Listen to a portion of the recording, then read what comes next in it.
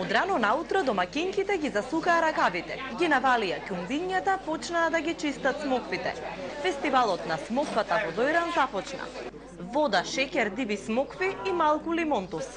Тоа е основниот рецепт за сладко од смокви. Но тајната на таа магија што ја има дојранското сладко не ја знаат ниту врвните светски кулинари. Тајната е на нашите баби и мајки, а иначе рецептот не се кажува.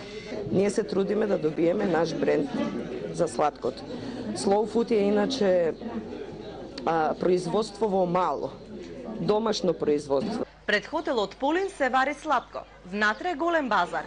Тезгите со најразлични рачни изработки, но и многу локални специјалитети, собраа стотици гости кои ја запознаа, но и ја вкусија дојранската традиција. Овдека имаат можност повеќе занаечи да презентираат дел од своите производи, експонати, инспирирани од македонскиот фолклор, меѓутоа и други занаети. Покрај тоа, особено да се потенцира дека ова е ден на смоквата и по тој повод всушност се случуваат и за други активности. Градоначалникот Чабулев вели дека занаечиството и манифактурното производство се еден од начините дојранчани да се самовработат, но и да ги промовираат традиционалните вредности на градот.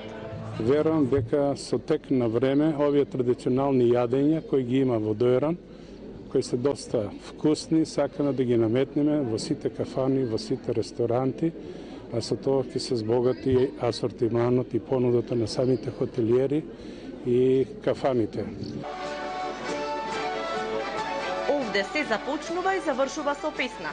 А кога таа е испејана од срце, тогаш останува безвременски евергрин.